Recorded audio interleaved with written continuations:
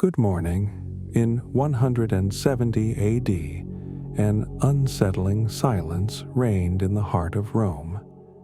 The city, once the vibrant center of the world, was gripped by an oppressive mood that lay over the streets like a heavy cloak. The Marcomannic Wars had left their mark, and while the soldiers fought on the borders, the worries and doubts weighed heavily on the shoulders of those who had stayed behind, especially my own. That day, as the sun slowly set behind the hills of the Palatine, and a soft, golden light illuminated the marble pillars of my private chambers, I felt the need to organize my thoughts.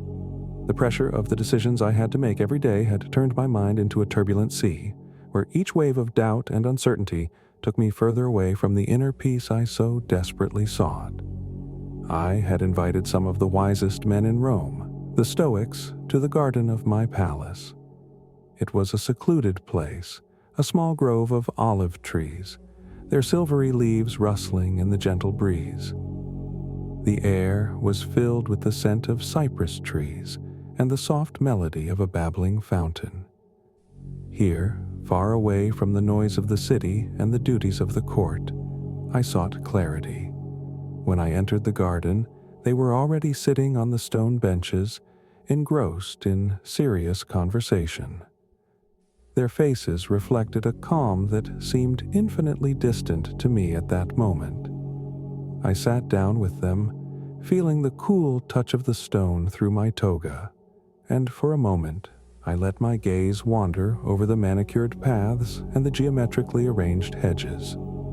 The late afternoon light lent the scene an almost sacred atmosphere. The first to speak was Claudius Maximus, a man of impressive stature and even more impressive spirit. "Marcus," he began, his deep voice piercing the silence, "the mind of an emperor must be like a well-run ship.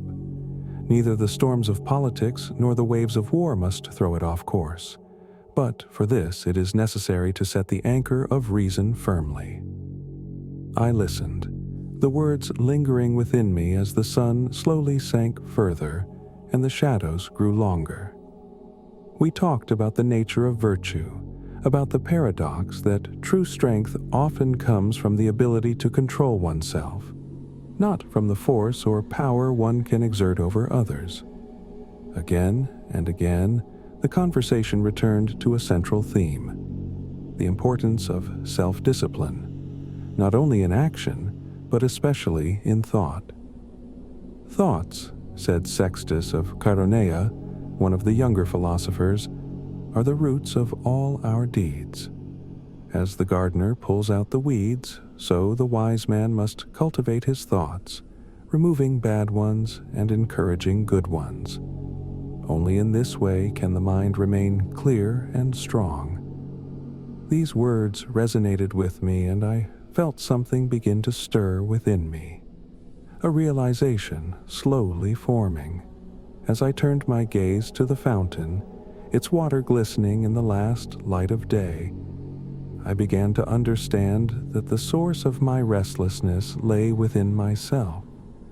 It was my own disordered thoughts that were holding me captive, not the external circumstances.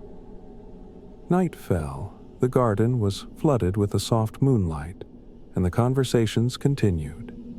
The Stoic doctrine of apathy, the goal of not being ruled by passions and uncontrolled emotions, suddenly seemed more tangible to me than ever.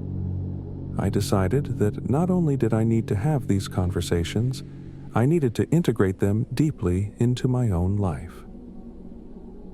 Later, in the quiet darkness of my private writing room, I began to write. The parchments lay in front of me, the inkwell next to the flickering oil lamp, and I applied the quill. The words flowed as if they had been dormant inside me for a long time, ready to be released. These notes, which would later become known as meditations, were not intended for the public, but for myself. A way to bring order to chaos, a daily exercise in self-reflection and mental discipline. What this means for you. Take a moment of silence today to organize your own thoughts. In a world that often pressures you from the outside, true strength lies in the ability to master your own mind. Don't look for the solution in external changes, but in inner clarity. Be like the gardener who carefully tends his thoughts, and watch how through this practice you find an unshakable calm and strength within yourself. May your day be filled with deep realization.